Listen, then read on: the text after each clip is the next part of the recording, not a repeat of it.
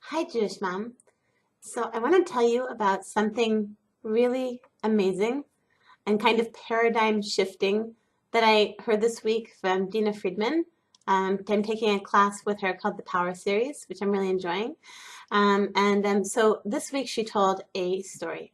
The story, she said, is about a wise man and his assistant who travel around the world.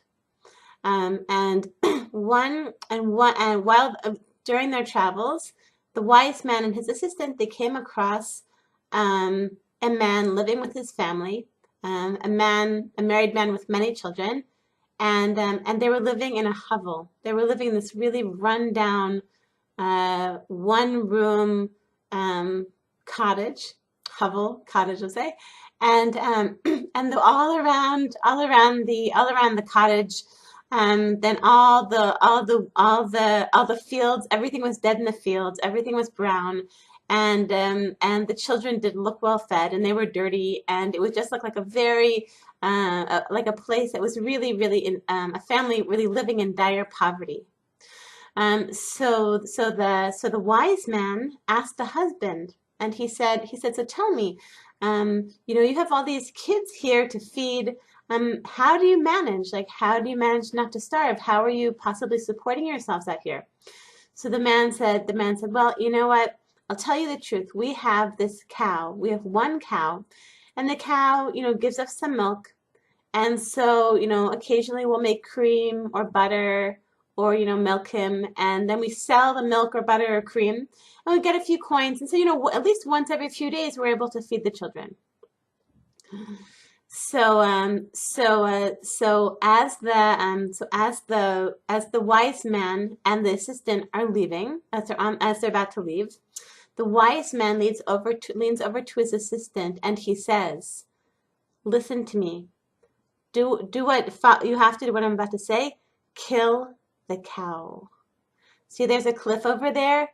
Go push the cow over the cliff. And the assistant, he was horrified. But this is this family's only possible source of income, food. It's the only way that this family can survive. You wise men are telling me, what a cruel thing to tell me to kill the cow. But being the assistant, he decided he followed the instructions of the wise man. He did it. He killed the cow, pushed him over a cliff, and the wise man and his assistant then left. So for many years, then the wise man and his assistant, then they traveled around the world. But the assistant could never get over this one story. He thought, this wise man, I revere him. I have so much respect for him. He's such a kind and wise person, and I've learned so much from him, but I cannot get over that he did such a cruel thing to that family. He just couldn't get over it. So the assistant decided on his own to come back and seek out that poverty-stricken family. So he came back and he found the place, but he couldn't even recognize it because the hovel with all like the starving children and all the dying fields and everything, it had been replaced by a two-story mansion, a beautiful home, and the children well fed and everything like looking shiny, and clearly a family clearly now quite a wealthy family. So the assistant turned to the man, found the husband, and said, you probably don't remember me, but many years ago, I came by here with a wise man, and I saw you were living in such poverty. What happened?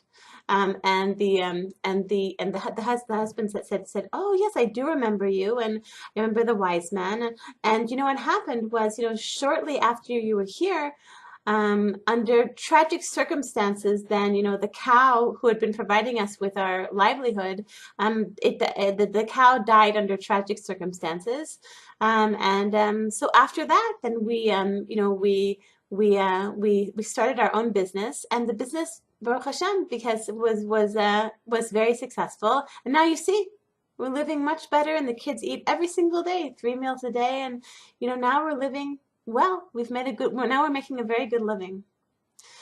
So the point of this story is that, when we see, so many times in life, we have to go through a change, and many times then we go through this change, or we go through change in like a new station in life, kicking and screaming. Why did this have to happen? Why did this have to happen? But so many times it's that Hashem saying, kill the cow. Hashem saying, not that way, this way. You have to move. You lost your job. Something else happens that you have to make a big change in your life, or a small change in your life. Like, why did that have to happen? Hashem's saying, kill the cow. I have something better waiting for you. So I just wanted to tell you 3 kill the cow stories from my own life. So one of them, of course, like the first story that I thought of when I heard this, probably probably you already understood, was when we had to leave our old neighborhood, Nachlaot, where we had been living for 20 years. And Nachlaot had a lot of issues. As you who remember from my writing from back then, from those years when we were living there, my last few years there, had a lot of issues, but also we had a lot of friends there, and we had a beautiful home, and in many ways we loved it. But over the years, it just became increasingly uncomfortable and dangerous, in fact, from our kids and us to live there. And just at one point, and so over the years, I was just trying to say, basically we stayed, before we made the decision to leave. It took 2.5 years between us knowing that there were many child molesters living around us. In fact, like on my specific street where we lived, I think that child molesters actually by quite a bit, outnumbered religious families. That was how problematic it was. So for 2.5 years, I was really just hoping, okay, maybe the police will step in, maybe the justice system will step in, maybe something will get better, maybe the pedophiles will leave, maybe. But even though things in certain ways did get better, some people went to jail and some people did leave. Some of the child molesters actually did leave. Some were in jail. But then, after 2.5 years, we had to leave. Things really had reached a point. Things just reached a point where it's just clear, no more. We could not do it anymore. Things had become unbearable, and really, things just were to the point that we didn't even feel safe for a young child to be playing next to our front door. That was how threatened we felt and unsafe we felt there. So after 2.5 years, it was like after all of our efforts and all of my prayers and all of my hoping that we would be able to stay in Nachlaot, it was like Hashem killed the cow. Out of Nachlaot, get out of there. There are other nice neighborhoods out and around. You can live in another normal neighborhood where you will feel safe, where it's like a normal, wholesome neighborhood to raise your religious family, your 8 children. And Baruch Hashem, it's just so much of a better. The sad thing is that we did leave behind nice friends in Nachlaot, but besides from that, it's so much better living in Kiryat Moshe, where we live now. We have a beautiful home again, and just living in a wholesome neighborhood where it's just surrounded by religious families, and it's just so much better a fit. And I can just look back and say Hashem's Chana Jenny, I killed the cow. Kill the cow. Kill the cow. Get out of there. What are you doing there? Go move to a normal neighborhood. Okay? Okay. So another example, another kill the cow example is that, so I have my second daughter, Hallel, but she was accepted. So basically my 2 oldest daughters, Hallel and her older sister, they were accepted to a school, which is a very highly respected school, and it's very, very hard to get into. But then Hallel, so my oldest daughter had a good time there, and she graduated. And then my second daughter, she wasn't doing well. She was doing okay grade-wise, but emotionally, she wasn't enjoying it there, and she wasn't feeling at home there. And she's more of an out-of-the-box kind of kid. And this is a much more in-the-box kind of school. And she just really was feeling choked there, suffocated there. And I remember at the time thinking, okay, you got in, it's amazing that you got in, that you got into this elite school, which is so highly thought of, and, all the graduates go on to blah, blah, blah, and and it's nearly, it's so hard to get into this place, and you actually got in. Why don't you just stay in? Why can't you just be happy like your sister? But, Hashem was just like, kill the cow. I mean, Hashem just killed the cow. Like things became more and more and more difficult, and we saw, okay, we have no choice. We got to get her out of this place. Like she just was not happy in the school. Like she was really suffering, and Baruch Hashem, like we moved her to another school, which is school for dance and music. Hallel plays the flute, and she loves it. She has such nice friends, wonderful teachers, and it just brought out such a wonderful just brought out just such a wonderful Hallel. Like she is just a different kid because she's in a place now that she loves. Now she feels comfortable and she feels, she loves it there. Hashem was just like, kill the cow. Get out of the place. We have the elite, wonderful, perfect high school. It's not perfect for your daughter. Kill the cow. Get her out to, embrace the change. There's something better around the corner for her.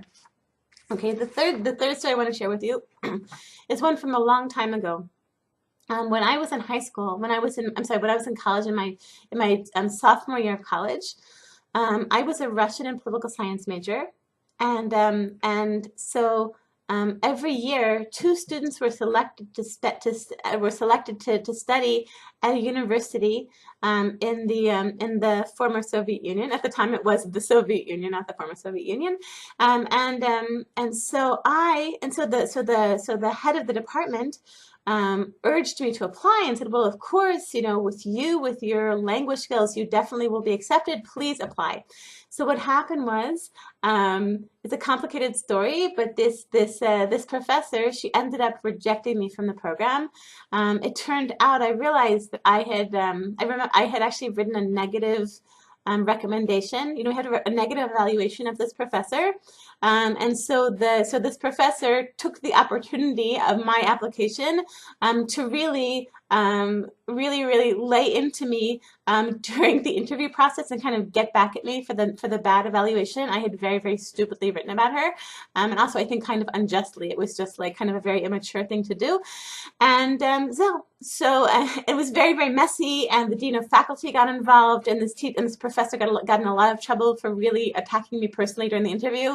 But to make a long story short, I was rejected from this program that I had been promised a place in, and I ended up. So basically, that meant that year I actually instead of spending the year in the Soviet Union, I spent the summer outside of Moscow, and then I spent several months in Indonesia. And actually, I don't know if I've ever told you the story, but actually I ended up while in Indonesia, it kind of inspired actually my first kind of steps towards religion. Long story that I have to tell you sometime.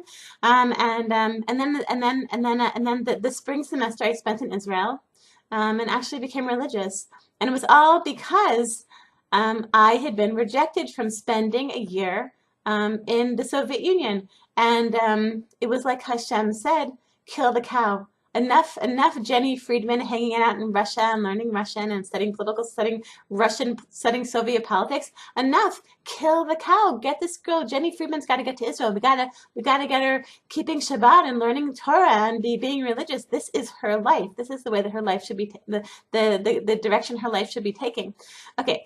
So in conclusion, I think so often, this story, it just is so powerful, because I think when we have to make a change, when things don't go like how we want, we're like, why Hashem? Why can't things go the way that I want?